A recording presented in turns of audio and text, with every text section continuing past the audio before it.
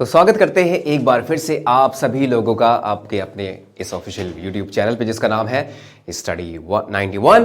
तो यहाँ पर जैसे कि देख सकते हैं टेंसेस लिखा हुआ है और टेंसेस बच्चों आपके मन में ये ज़रूर आ रहा होगा कि क्या आज हम टेंसेस पढ़ने वाले हैं? नहीं, टेंसेस नहीं पढ़ने वाले। तो फिर ये टेंसेस लिखा क्यों है? मतलब उस तरीके से नहीं पढ़ने वाले जिस तरीके से आपने स्कूल्स में पढ़ा था कि टेंसेस टाइम और टेंसेस की बात करें कितने टाइप के होते हैं, है ना।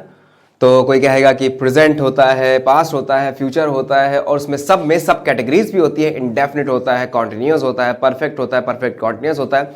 ये सारी चीज़ें तो बच्चों स्कूल वाली है ना, बच्चों वाली चीज़ें ये पहले आप पढ़ चुके हो। जिनको नहीं आता है कि हैज़ ऐप के साथ कौन सी वर्ब की फॉर्म आती है, डिड के साथ मेन वर्ब की कौन सी फॉर्म आती है, विल या शैल के साथ मेन वर्ब की कौन सी फॉर्म आती है, इन केस ऑफ डू या डज मेन वर्ब की कौन सी फॉर्म जाती है, हैड के साथ क्या आता है, और अगर हम लोग बात कर रहे हैं कोई ऐसा काम जो कि पहले से जारी है, अभी तक चला आ रहा है, तो उसमें हम लोग कौन सा फार्मूला लगाते हैं, कौन सी हेल्पिंग वर्ब यूज होती है, मेन वर्ब की कौन सी फॉर्म आती है, ये सब आज कुछ नहीं बताने वाले क्योंकि ये सारी चीजें आपने पहले से पढ़ रखी हैं। अगर नहीं पढ़ी है तो एक बार फिर से सभी लोग रिवाइज कर लेंगे ताकि ये चैप्टर आसानी समझ में आए, क्योंकि यहां पर हम कोई स्कूल की तरह एकेडमिक सिलेबस कंप्लीट नहीं कराते बल्कि आपको कंपटीशन की तैयारी कराते हैं। तो कंपटीशन में जाहिर सी बात है कि टेंसेस इस तरीके से नहीं पूछेगा कि हाँ लिखो भाई टेंसेस, एक सेंटेंस है उसका ट्रांसलेशन करिए, उसको पहचान के बताइए फ्यूचर है या पास्ट है या कोई इंडेफिनिट है या कॉन्टिन्यूअस है।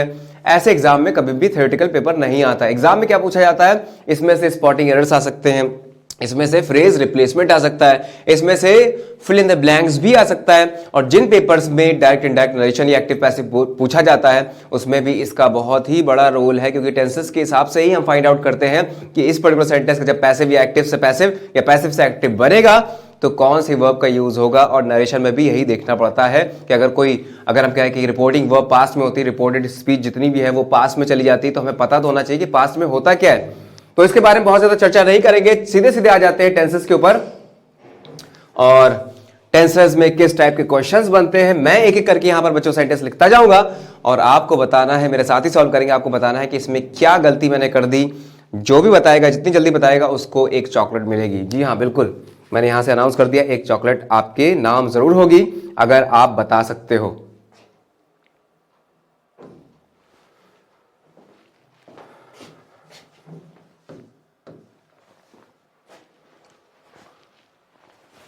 तो चलो भाई यहां पर टेंसेस लिख देते हैं। अब यहां पर हम एक एक क्वेश्चन लिखने जा रहे हैं, यानी कि एक एक सेंटेंस लिखने जा रहे हैं। जिसको भी आता है वो कमेंट बॉक्स में लिखकर बताएगा कि इसमें क्या करेक्शन होगा और the given sentence is absolutely fine. ठीक है बच्चों, तो चलो भाई तैयार हो जाते हैं। पहला सेंटेंस में यहां पे लिख रहा हूं, I am reading a novel. I am reading a novel since Sunday. ये देखिए, तो बच्चों पहला सेंटेंस मैंने यहां पर लिख दिया है और जैसा कि आप देख सकते हो I am reading a novel since Sunday.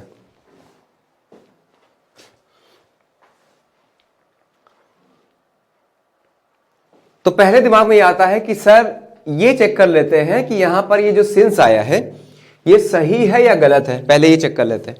कई लोगों ने आंसर बता भी दिया होगा, मैं चेक कर लूंगा कि कितने लोगों का आंसर सही है। ऐसा नहीं कि हम लोग जब आप लाइव क्लास, जब वो क्लास लाइव हो जाती है और जब हम लोग पढ़ा रहे होते हैं तो बच्चों को लगता है कि हम लोग रिप्लाई आपका नहीं देख रहे हैं या कमेंट आपका नहीं पढ़ रहे हैं। बिल्कुल पढ़ते हैं, लेकिन क्योंकि हम लोग को पढ़ाना होता है, एक लिमिटेड टाइम में कंप्लीट करना होता है अपने लेक्चर को, इसलिए हम उस पर ऑन दैट टाइम नहीं दे पाते हैं, बहुत ज़्यादा नहीं पढ़वाते। लेकिन हाँ, क्लास के बाद सारे कमेंट्स आपके देखे जाते हैं। जितनी भी चीज़ें आपने हम लोग को एज एन एडवाइस अगर दी हुई है तो वो भी हम कोशिश ये करते हैं कि उसको ध्यान में लाया जाए।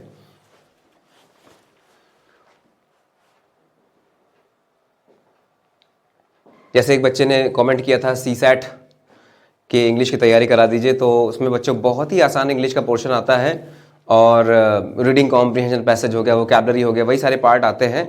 तो हम लोग उसका भी एक बैच लाएंगे अगर हमारे पास और भी ज़्यादा क्वेरीज आती हैं या स्टूडेंट्स हम पाते हैं कि वो इंटरेस्टेड हैं किसी पर्टिकुलर एग्जामिनेशन के लिए।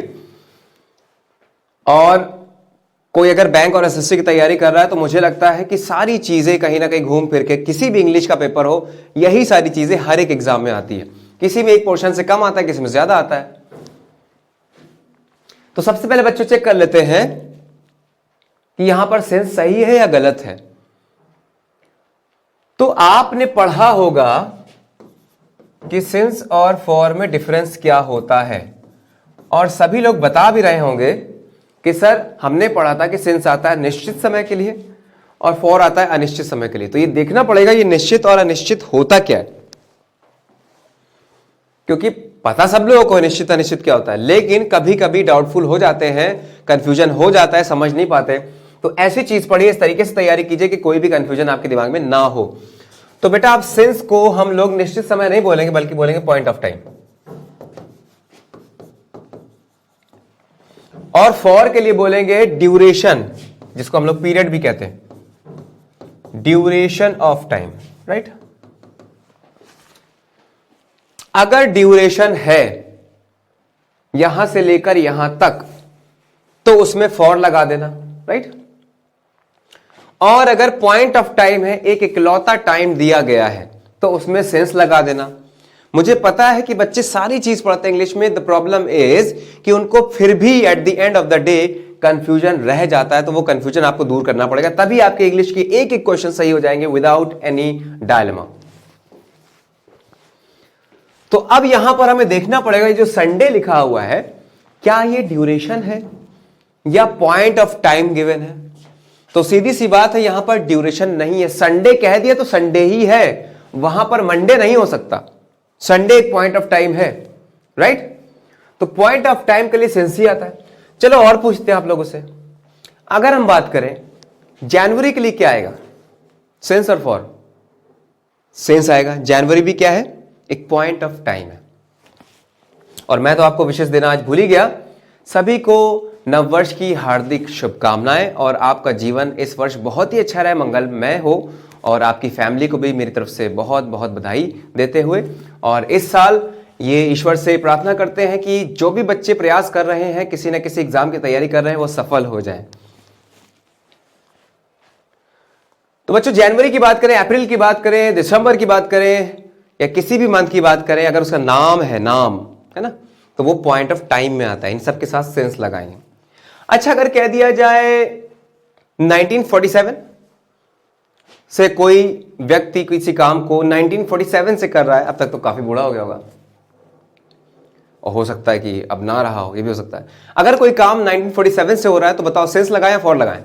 तब भी बेटा सेंस ही लगेगा, क्योंकि 1947 ये भी एक पॉइंट दिया गया है। ना तो 8 हो सकता है, 48 हो सकता है, ना ही 46 हो सकता है, यानी कि पॉइंट ऑफ टाइम गिवन है, उसके लिए सेंस आएगा। कई बच्चों के मन में जो डाउट रहता है वो इस चीज को लेकर रहता है कि अगर हम लगा दें लास्ट मंथ या लास्ट नाइट या लास्ट ईयर, तो सर क्या आना चाहिए। देखो बच्चों, अगर लास्ट और टाइम लिखा हुआ है ना, या लास्ट की जगह कभी कभी पास्ट भी लिख के दे देते, और अगर बीच में कोई भी न्यूमेरिक वैल्यू नहीं है, यानी सिंपली लिखा हुआ है last month, last night, last year, और बीच में 2, 3, 4, 5 ऐसा कुछ भी गिवन नहीं है, यानी कि ये सिंगुलर फॉर्म में दिया हुआ कुल मिला के, मंथ्स नहीं लिखा, नाइट्स नहीं लिखा, ईयर्स नहीं लिखा, सिर्फ ईयर लिखा हुआ है, राइट।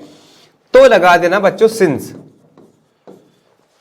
और अगर बीच में कोई भी एक नंबर आ जाए और कह दे लास्ट 2 मंथ्स, इसका प्लूरल बन जाए, है ना, या नाइट्स कर दे या ईयर्स कर दे नंबर लगाकर, तो इसके साथ क्या आने लगेगा, फॉर आने लगेगा। और एक बात और क्लियर कर दें कि पॉइंट ऑफ टाइम में चाइल्डहुड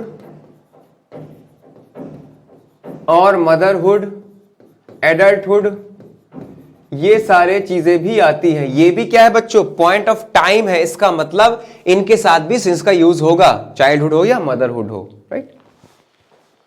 तो क्लियर हो गया कि कहां पर हमें सेंस लगाना होता है, कहां पे फॉर। अगर लॉन्ग टाइम आ जाए, से लॉन्ग टाइम, तो फॉर लगाओगे। 2 डेज आ जाए, फॉर लगाओगे। 3 इयर्स आ जाए, फॉर लगाओगे। 4 मंथ्स आ जाए, फॉर लगाओगे। तो अब मुझे उम्मीद है कि सारे कॉन्सेप्ट आपके इसमें से क्लियर हो चुके होंगे। बस इतना दिमाग में रखना कि अगर एक सर्टेन टाइम, एक फिक्स टाइम या एक पॉइंट ऑफ टाइम गिवन है तो उसके साथ लगा देना सिंस, अदरवाइज लगा देना फॉर। चलो भाई इसको रब कर देते हैं। तो यहां पर एक कंफ्यूजन जो था कि सर पता नहीं सिंस आएगा या फॉर आएगा, तो अब दूर हो चुका होगा क्योंकि यहां पर सिंस आएगा, राइट। तो ये तो सही है। अब आगे देखते हैं कि क्या इसमें कोई गलती है क्या। जी हां बिल्कुल है। रीजन क्या है, अगर सेंटेंस सिर्फ इतना सा होता कि I am reading A novel, तो ये सेंटेंस बिल्कुल सही होता, इसमें कोई भी एरर ना होता। लेकिन सिंस या फॉर लगा दिया, इसका मतलब ये हुआ ये काम पहले से चला आ रहा है, अभी तक जारी है। जो काम पहले से चला आ रहा होता है, अभी तक जारी होता है, उसको हम लोग सिर्फ कॉन्टिन्यूअस में नहीं बनाते और ना ही इंडेफिनिट बनाते, उसको या तो परफेक्ट में बनाते। जी हाँ बिल्कुल आपने सही सुना। आप सोच रहे होगे सर परफेक्ट में नहीं बनाते, परफेक्ट कॉन्टिन्यूअस बनाते। नहीं, मुझे पता है कि परफेक्ट कॉन्टिन्यूअस में तो बनाते ही बनाते हैं, साथ में परफेक्ट में भी बनाया जाता है। उसका एग्जांपल आगे देखेंगे कब बनाया जाता है, राइट। तो यहां पर हम लगा देंगे हैव बीन एम की जगह, ये बन जाएगा परफेक्ट कॉन्टिन्यूअस टेंस में, राइट। इतनी बात क्लियर। अब क्योंकि किताबों में बस ये इसी टाइप का स्ट्रक्चर लिखा होता है कि सिंस या फॉर अगर आया है तो परफेक्ट कॉन्टिन्यूअस होना ही होना चाहिए। लेकिन मैं कह रहा हूं परफेक्ट भी होता है। जैसे एक और एग्जांपल लिखते हैं, I am knowing her for a long time. I am knowing her for a long time. अब बच्चों वही दिमाग इसमें अगर आपने लगा दिया और कह दिया कि सर यहां पर फॉर ए लॉन्ग टाइम है इसलिए यहां पर हैव बीन होना चाहिए, I have been knowing her for a long time, तो आप गलत हो जाओगे। रीजन उसका समझो बहुत ध्यान से। यहां पर रीडिंग बिल्कुल सही था क्योंकि इसकी आईएनजी फॉर्म हम लोग यूज करते हैं, लेकिन यहां पर नोइंग सही नहीं है क्योंकि हम नोइंग नहीं बोलते एज ए वर्ब, हालांकि एज ए जिरंड आ सकता है। जैसे मैंने कहा knowing her is not easy. Knowing her उसे जानना आसान नहीं है, बिल्कुल सही सेंटेंस है क्योंकि ये यहां पर नोइंग जो लिखा हुआ है ये वर्ब नहीं है, ये एक नाउन है जो कि वर्ब से बनाया गया है, जिसको हम लोग जिरंड बोलते हैं, राइट। लेकिन अगर हम कह दें कि आई एम नोइंग हर, तो ये रॉन्ग सेंटेंस होगा। रीजन क्या है, नो एक ऐसी वर्ब है जो कि प्रोग्रेसिव फॉर्म में नहीं आती, यूज नहीं की जाती। रीजन क्या है, दो टाइप की वर्ब्स होती हैं। एक को हम लोग बोलते हैं डायनेमिक वर्ब है ना, गतिशीलता, और एक को हम लोग बोलते हैं स्टेटिव वर्ब। स्टेटिव जैसा कि नाम से, it is not static. Stative verb मतलब स्टेट को बताती है। स्टेट किस चीज की, माइंड की स्टेट को बताती है। अच्छा मुझे बताओ कि अगर मैंने किसी को हराया, किसी से फाइट की, किसी से बातें की, या टेबल को साफ किया, गाना गाया, डांस किया, ये सारे के सारे एक्शन दिखाई पड़ रहे हैं फिजिकली, तो ये हो गई हमारी डायनेमिक वर्ब्स। कुछ ऐसे एक्शन होते हैं जो कि दिमाग में चलते हैं, वो दिखाई नहीं पड़ते। जैसे अगर मैं किसी इंसान को उसके नेचर से, उसके बोलने के तरीके से जज कर रहा हूं, उसके बारे में जान रहा हूं, तो ये मेरे दिमाग में चल रहा है। जो चीजें दिमाग में चलती हैं उसको हम लोग आईएनजी फॉर्म में अवॉइड करते हैं लिखना। तो यही वजह है कि सर यहां पर हम लोग ना तो कॉन्टिन्यूअस और ना ही इंडेफिनिट बल्कि परफेक्ट कॉन्टिन्यूअस इसलिए नहीं लगा सकते क्योंकि हैव बीन जैसे लगाया वैसे आपको नोइंग लगाना पड़ेगा। तो कुछ ऐसा देखो जिसमें हम लोग या तो फर्स्ट फॉर्म का यूज करें, या सेकंड फॉर्म का यूज करें, या थर्ड फॉर्म का यूज करें। फर्स्ट फॉर्म सेकंड फॉर्म का यूज हो नहीं पाएगा क्योंकि ना तो इसमें कॉन्टिन्यूअस आता है ना इसमें इंडेफिनिट आता है ना। तो बचा क्या हमारे पास, इसमें आ जाएगा परफेक्ट। तो परफेक्ट के साथ आप यहां पर बीन हटा दो सिंपली, और हैव लगा दो, बीन हटा दो और यहां कर दो नोन। तो अब सेंटेंस क्या हो जाएगा, I have known her for a long time, है ना। I have known her for a long time. इसको सही करने के लिए बच्चों या तो ये कहो आई एम नोइंग गलत है, I know her, I knew हर, या आई हैव नोन हर, लेकिन नोइंग नहीं लगा सकते। इतनी बात क्लियर हुई। तो बच्चों कौन कौन से, मैं जल्दी से बता देता हूं कि कौन कौन से ऐसी वर्ब्स हैं जो कि स्टेट ऑफ माइंड को बताती है, स्टेटिव वर्ब्स कहलाती हैं। जैसे वांट हो गया, वांट क्या बच्चों हम ये कहते हैं कि I am wanting this car, बल्कि क्या बोलते हैं, आई वॉन्टेड और आई वॉन्ट दिस कार।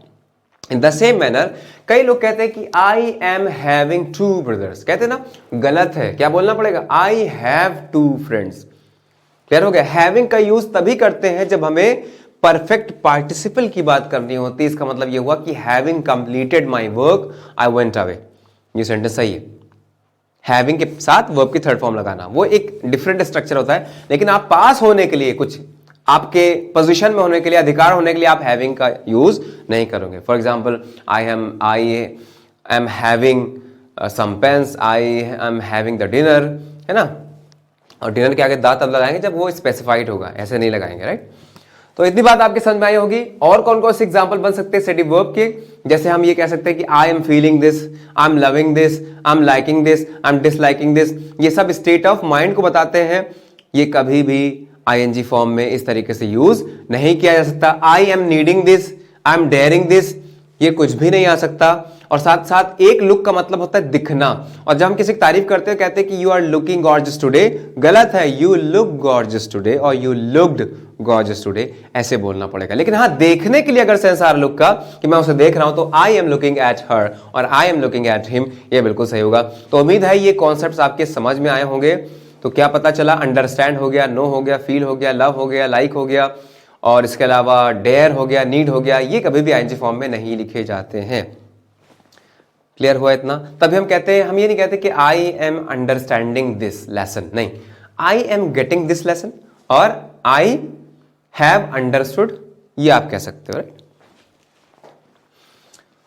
तो उम्मीद है ये कॉन्सेप्ट आपके क्लियर हुआ होगा, ये वाला सेंटेंस भी और ये वाला सेंटेंस भी। तो एक पार्ट ऑफ द सेंटेंस हम लोग ने यहां पे समझ लिया है, एक कॉन्सेप्ट बहुत ही अच्छा जो था वो हम लोग ने यहां पर क्लियर कर लिया है।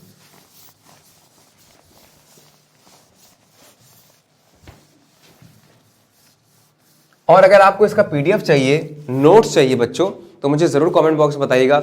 उसमें सब कुछ लिखित तौर पर मिलेगा आपको कि कौन कौन से ऐसे स्टेटिव वर्ब्स हैं, या अगर हम कहते हैं कि कौन कौन से डायनेमिक वर्ब्स हैं, स्टेटिव वर्ब्स हैं जिनके साथ हमें आईएनजी फॉर्म नहीं लगाना होता, डायनेमिक वर्ब के साथ लगता है। सारी चीजें आप उस नोट में पा सकते हो। लेकिन अगेन, अगर आप क्लास में ही ध्यान दे लो तो आपको बहुत ज्यादा नोट की तरफ या पढ़ने की जरूरत नहीं पड़ेगी, क्लास इज सफिशिएंट। तो एक पोर्शन तो हमने यहां पर बच्चों कवर कर लिया, एक कॉन्सेप्ट आपके क्लियर हुआ होगा। अब हम बात करेंगे कॉन्सेप्ट नंबर 2 की। और अगेन कॉन्सेप्ट नंबर 2 में हम पहले सेंटेंस लिखेंगे, उसके बाद उसको जस्टिफाई करेंगे। लिखा है,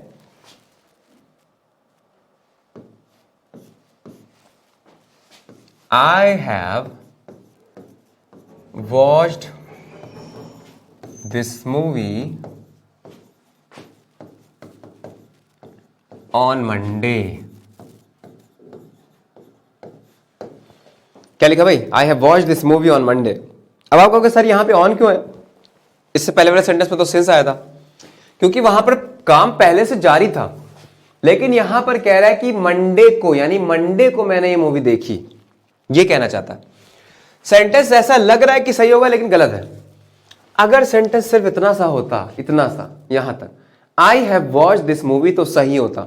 ये ऑन मंडे लगा देने से मामला गड़बड़ा गया, ऑन मंडे लगाने से मामला गड़बड़ा गया, गलत हो गया सेंटेंस। रीजन क्या है कि भाई ये है कौन सी वर्ब? प्रेजेंट की, प्रेजेंट की, राइट। और प्रेजेंट का कौन सा? परफेक्ट। ये क्या लिखा हुआ? प्रेजेंट परफेक्ट लिखा हुआ है, यानी कि ये प्रेजेंट में आप दर्शा रहे हो। लेकिन ये काम हुआ कब? ये काम हुआ मंडे को। मैंने मंडे को ये मूवी देखी, यानी कि ये बीत चुका है, हमारा पास्ट बन चुका है, हमारा भूतकाल बन चुका है, राइट। इट इज नो मोर अवर वर्तमान काल। तो क्यों भैया प्रेजेंट वाली चीज यूज कर रहे हो?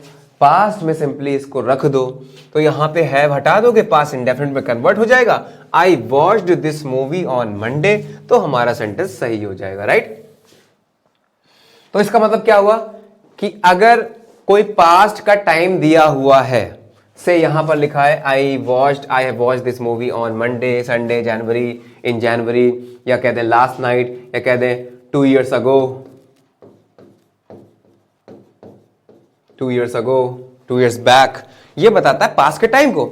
अगर ये पास्ट में है तो इसको हम लोग प्रेजेंट में नहीं रख सकते, बनेगा, प्रेफर किया जाएगा पास्ट इंडेफिनिट में। तो कई लोग सोच रहे होंगे सर यहां पर हैड भी तो लगा सकते हैं, सर यहां पर हैड भी तो लगा सकते हैं। बिल्कुल लगा सकते हैं, लेकिन बच्चों एक चीज को हमने रिजर्व करके रखा है। कई लोग पूछते हैं कि पास्ट इंडेफिनिट में और पास्ट परफेक्ट में डिफरेंस क्या है। तो डिफरेंस इतना सा है कि अगर दो सेंटेंसेस हमारे कनेक्टेड हैं, पास्ट में दो इवेंट हमारे कनेक्टेड हैं, तो ये कैसे पता चलेगा कि कौन सा पास्ट ऑफ द पास्ट है। इसको दर्शाने के लिए पास्ट ऑफ पास्ट की बात करते हैं, दोनों बातें पास्ट की, और उनमें से भी जो पास्ट है उसको हम लोग रखते हैं पास्ट परफेक्ट में हैड लगा के, और बाकी जो बची हुई होती है उसको रखते हैं किसमें, पास्ट इंडेफिनिट में। तो यही वजह है कि जब एक सेंटेंस लिखा हो साथियों तो हमेशा प्रेफर करें क्या, पास्ट इंडेफिनिट को, हैड लगाने की जरूरत नहीं है। हालांकि लगाया भी जा सकता है, कोई दिक्कत वाली बात नहीं है। तो उम्मीद है कि जब टाइम गिवन हो पास्ट का तो उसमें आप हैव हैज नहीं लगा सकते। चलो भाई एक और कॉन्सेप्ट हमारा क्लियर होता हुआ यहां पर मेरे साथ नोट करते चले। अगर आप नोटबुक लेके बैठे हैं तो ये कॉन्सेप्ट बहुत इंपॉर्टेंट है, अक्सर इसमें से एग्जाम में आता ही रहता है। अब हम बात करेंगे, दो हो गए भाई, तीसरे की बात करेंगे और फिर से कलर चेंज करेंगे। तीसरा सेंटेंस लिखते हैं, ही did not read this book yet। देखो भाई, he did not read this book yet। अच्छा, रीड की सेकेंड फॉर्म रेड होती है, मतलब स्पेलिंग सेम होती है, उसको क्या प्रोनाउंस करते हैं, red. Third form again read हो जाती है, रीड रेड रीड। क्लियर, कई लोगों को पता होता है, जो कि गलत पता होता है कि रीड रेड रेड होता है, नहीं, रीड रेड रीड। तो अब यहां पर देखिए, मैंने यहां पर डिड नॉट और रीड का इस्तेमाल किया और साथ में लगा दिया यहां पर येट।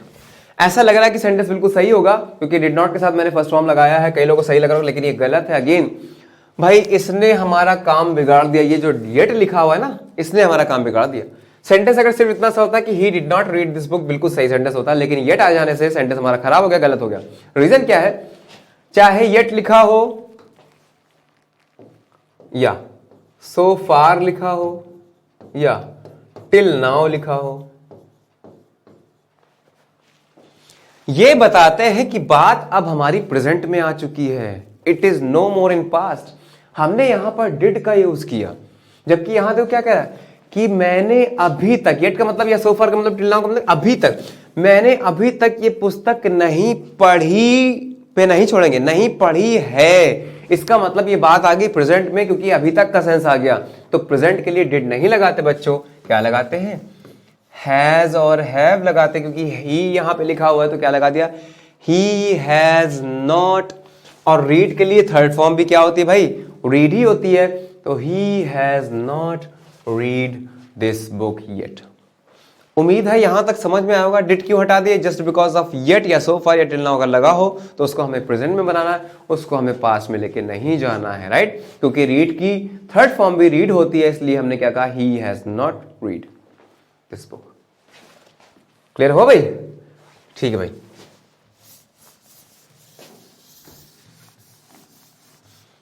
अब बढ़ते हैं नेक्स्ट कॉन्सेप्ट की तरफ, कॉन्सेप्ट नंबर 4। इसमें देखते हैं कॉन्सेप्ट नंबर 4 में क्या है। हमने कहा, अब देखो कनेक्टेड सेंटेंसेस की बात करते हैं जिसमें एक सेंटेंस दूसरे से कनेक्टेड होता है। जैसे क्या आप मुझे ट्रांसलेट करके बता, आपको ट्रांसलेशन सिखाया भी गया होगा स्कूल्स में कि मेरे स्टेशन पहुंचने से पहले ट्रेन जा चुकी थी या छूट चुकी थी। चलो लिखते हैं और हम दोनों तरफ हैड लगाएंगे। The train had departed भी कह सकते हैं, departured भी कह सकते हैं ना। डिपार्ट भी एक वर्ब है, डिपार्चर भी एक वर्ब है। Departure as a noun as a verb भी यूज होता है। तो मैंने the train had departured before I had reached the station। ये सेंटेंस मैंने यहां पे लिख दिया। यानी मेरे स्टेशन पहुंचने से पहले ट्रेन छूट चुकी थी, ये कहना चाह रहा।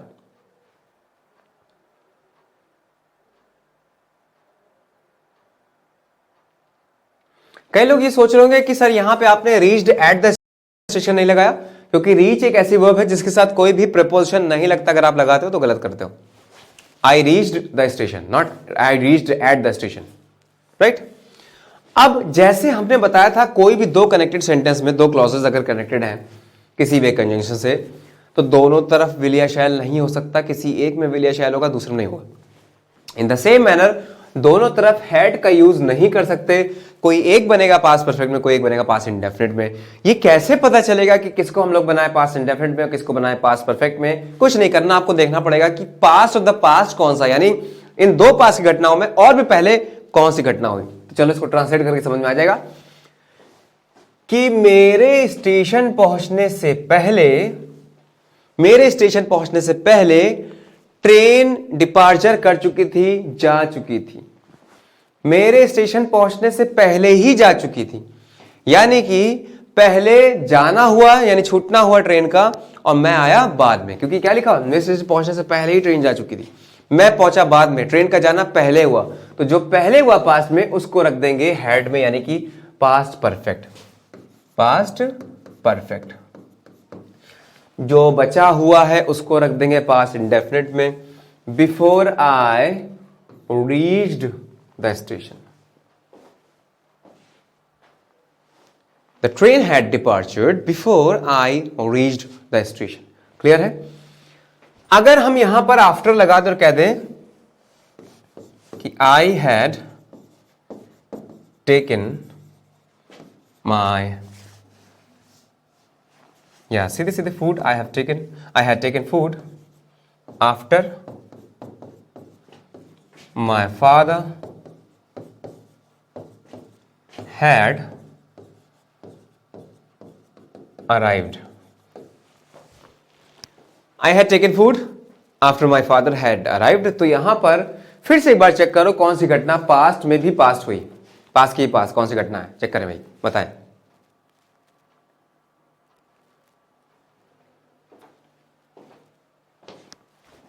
मेरे पिताजी के पहुंचने के बाद मैंने खाना खाया। उनका पहुंचना पहले हुआ। देखो भाई फिर से पढ़ो, मेरे पिताजी के पहुंचने के बाद, बात किससे कनेक्ट, आफ्टर, इस वाली क्लॉज में। मेरे पिताजी के पहुंचने के बाद मैंने खाना खाया, यानी पिताजी का पहुंचना पहले हुआ। इसमें हैड लगा रहने दो, इसमें से हटा दो, तो क्या हो जाएगा, टुक हो जाएगा। I took food after my father had arrived.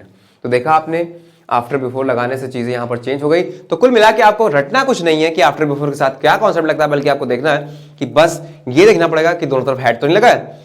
अगर ऐसा है तो किसी एक को बनाना पड़ेगा पास्ट इंडेफिनिट में, देखना पड़ेगा पास्ट इंडेफिनिट के लिए कि पहले घटना कौन सी हुई दोनों घटनाओं में, और आसानी से पता भी चल जाएगा। तो ये रब कर देते हैं। उम्मीद है यहां तक दोस्तों समझ में आया होगा।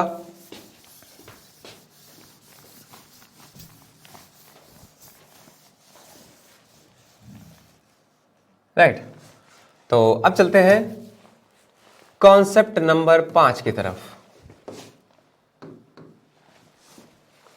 लिखा हुआ है it is high time you should do something.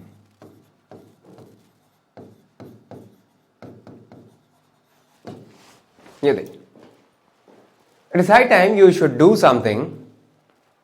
It is high time you should do something. ये बिल्कुल सही समय है, या हाई टाइम कह दें। हाई टाइम दोस्तों, या राइट टाइम, या time, it is the time, it is right time, it is high time, ये फ्रेज तब यूज करते हैं, ये देखो, है ना, ये फ्रेज हम लोग तब यूज करते हैं जब ऐसा माना जाता है कि ये पास्ट में हो जाना चाहिए था, पहले हो जाना चाहिए था, अभी तक नहीं हुआ, you are already so much late, ऐसा माना जाता है whenever you use it is high time, it is right time, it is time. तो क्योंकि ये पास्ट में हो जाना चाहिए था, डिलेड है, आपने पेंडिंग रखा हुआ है, तब आप इस फ्रेज का यूज करो। अगर आप ये कहना चाहते हो दिमाग में कि आपने पेंडिंग रखा हुआ, हो जाना चाहिए था लेकिन अभी तक नहीं हुआ, तो आप यूज करते हो it is high time, it is right time. और ये देखना कि यहां पर कोई सब्जेक्ट है क्या,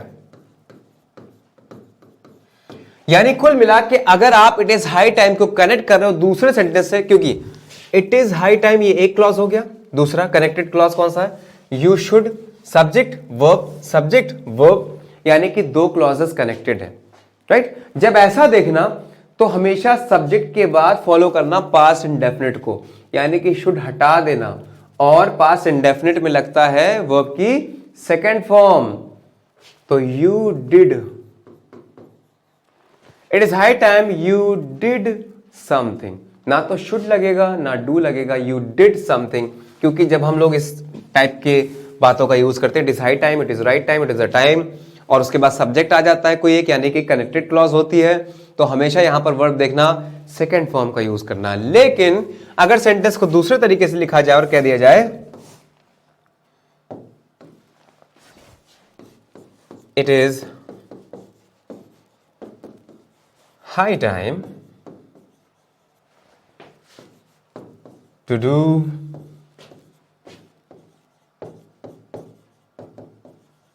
something, it is high time to do something, इसका मतलब यह हुआ कि हमने यहां पर लगा दिया इन्फिनेटिव। यहां पे हमने दो सेंटेंसेस को कनेक्ट नहीं किया, यहां पर नंबर ऑफ सेंटेंसेस की संख्या कितनी है, सिर्फ एक ही क्लॉज तो, एक ही सेंटेंस तो है, it is high time to do something. यहां पे दूसरी वर्ब, हेल्पिंग वर्ब हमने यहां पे यूज नहीं की, सीधे सीधे टू लगा कनेक्ट कर दिया, जिसको हम लोग बोलते हैं इन्फिनेटिव। और इस कंडीशन में ये सेंटेंस बिल्कुल सही हो जाएगा। यहां पे आपको डिड लगाने की जरूरत नहीं, क्योंकि टू के बाद वर्ब की फर्स्ट फॉर्म आती है in most of the cases. So it is high time to do something और it is high time you did something. तो उम्मीद है व्यूअर्स कि आपको यहां तक कॉन्सेप्ट सारे क्लियर हुए होंगे। अगला देखते हैं नेक्स्ट हमारे पास क्या है। अगले कॉन्सेप्ट की बात करते हैं भाई, जो कि होगा कॉन्सेप्ट नंबर 6, टेंसेस का।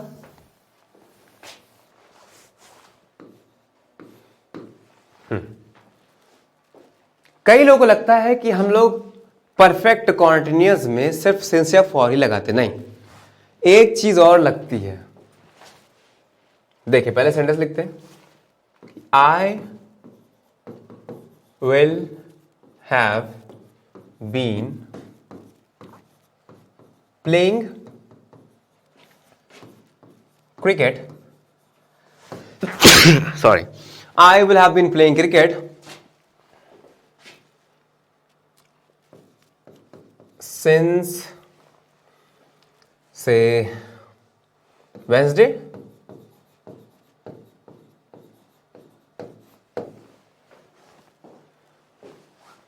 देखिए I will have been playing cricket since Wednesday, Wednesday भी कह सकते हो, वेंसडे भी कह सकते हो, लेकिन स्पेलिंग यही होगी, चाहे वेंसडे बोलो चाहे वेडनेसडे बोलो। स्टैंडर्ड की अगर बात की जाए तो वेंसडे ज्यादा सुटेबल है।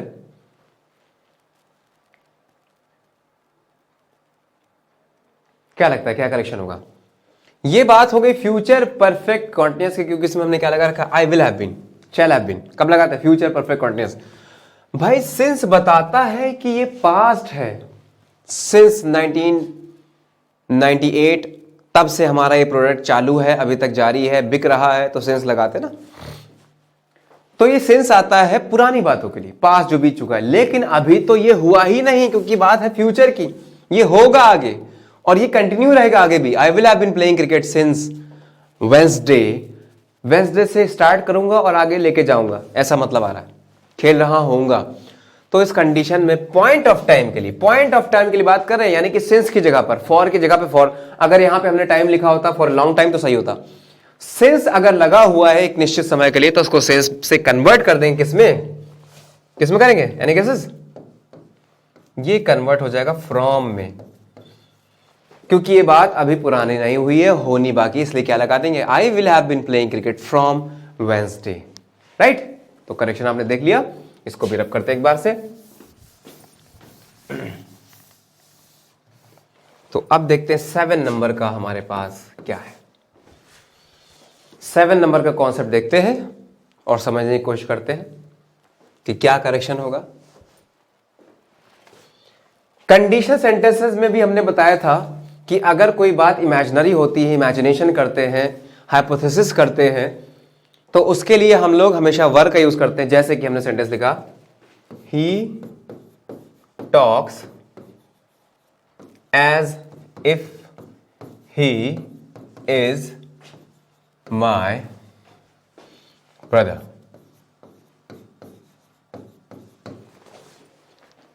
एज इफ का मतलब होता है, ये आसिफ नहीं लिखा हुआ है, ये एज इफ लिखा हुआ है।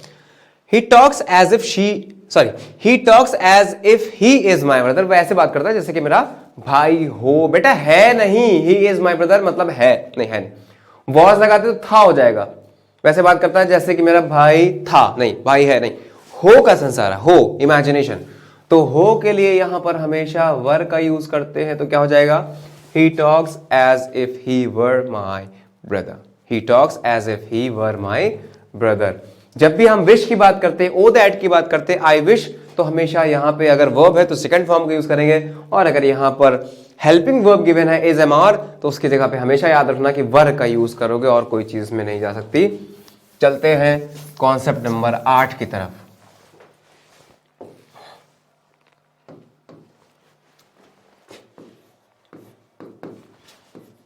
सेंटेंस लिखते हैं। When I was sitting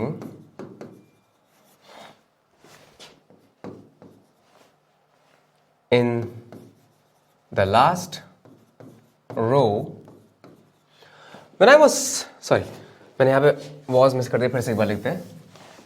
When I was sitting in the last row, comma लगाया, the board is not visible to me. देखिए बच्चों, नियम कायदा कानून ना याद किया करो, दिमाग लगाया करो, क्योंकि हर एक चीज तो हिंदी से आप समझ सकते हो ना। तो क्यों हम लोग इस तरीके से रटे इसको याद करें कि ऐसा रूल होता है? कोई रूल नहीं इसमें, बस थोड़ा सा दिमाग लगता है, दिमाग लगाओ, लॉजिकली सोचना चालू करो। इंग्लिश बहुत ही आसान लगेगी। ट्रांसलेट करना है इसको कि जब मैं when I was sitting in the last row, जब मैं लास्ट रो में बैठा था, when I was sitting, was से शुरू ना, जब मैं लास्ट रो में बैठा था, बोर्ड विजिबल नहीं है। जब मैं लास्ट रो में बैठा था मेरे लिए बोर्ड विजिबल नहीं है।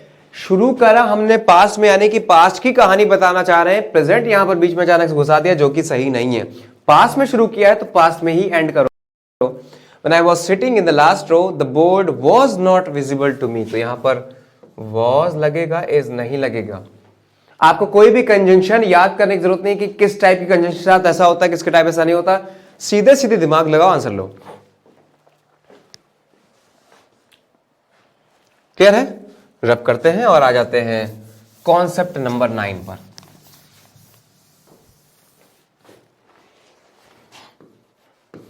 कॉन्सेप्ट नंबर 9 और देखते हैं इसमें क्या है। लिखा है, I asked him what is your name? Name. I asked him what is your name. So this is the sentence regarding narration, जो आपने डायरेक्ट इनडायरेक्ट स्पीच पढ़ी है, उसी में से एरर का क्वेश्चन यहां पर लेके आए हैं कि किस तरीके से यहां पर टेंसेस में से पूछ लेता है इस टाइप का sentence. I asked him what is your name.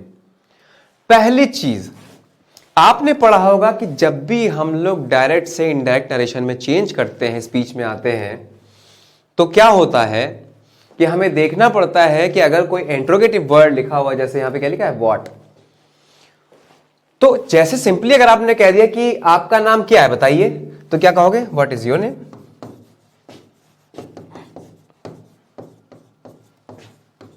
और लगा देंगे लास्ट में क्वेश्चन मार्क, क्योंकि पूछ रहा है। यहां पर व्हाट का मतलब है क्या, तुम्हारा नाम क्या है, व्हाट इज योर नेम। लेकिन अगर हम कह दें व्हाट योर नेम इज। तो यकीन मानो कि यहां पर क्वेश्चन मार्क नहीं लगेगा, फुल स्टॉप लगेगा। सेंटेंस ये भी सही है, सेंटेंस ये भी सही, सेंटेंस ये भी सही, लेकिन बहुत ही ज्यादा डिफरेंस है। क्या डिफरेंस है? इसमें पूछ रहा है कि आपका नाम क्या है, पूछ रहा है, इसलिए लास्ट में क्या लगा? क्वेश्चन मार्क लगा दिया, इंट्रोगेटिव सेंटेंस है। लेकिन इसमें पूछ नहीं रहा है, बता रहा है।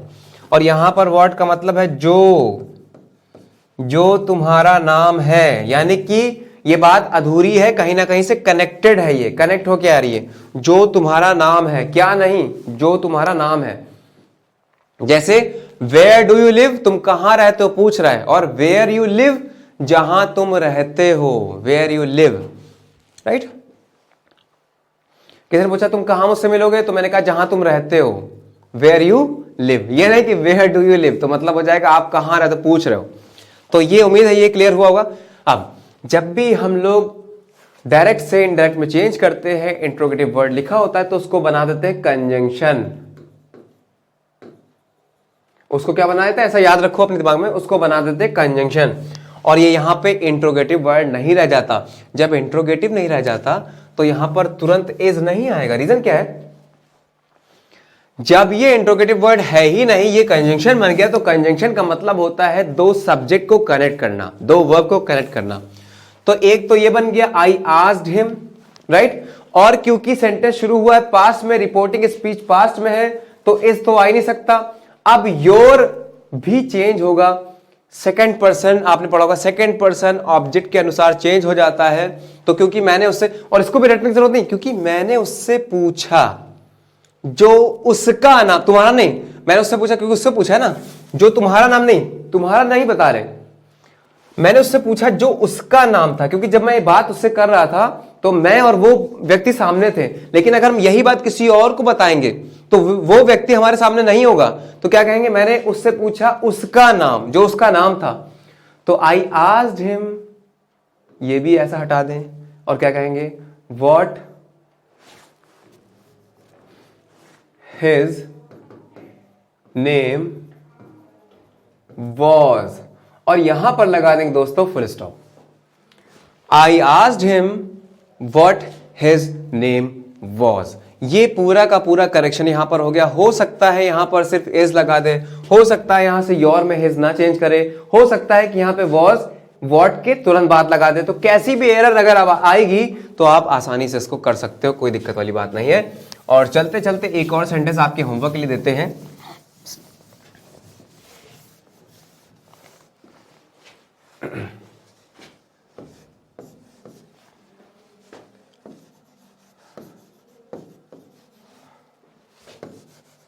I asked her,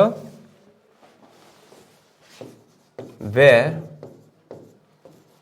did she live?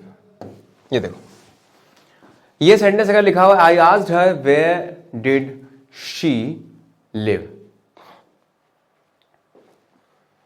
तो आपको अब इसमें करेक्शन करना है। चलो मैं बच्चों अभी बता देता हूं, आपके लिए होमवर्क बर्डन नहीं दूंगा। जितने भी लोग मुझे देख रहे हैं यही के यही सॉल्व कर लें कि इसका सही आंसर क्या होगा। I asked her where did she live.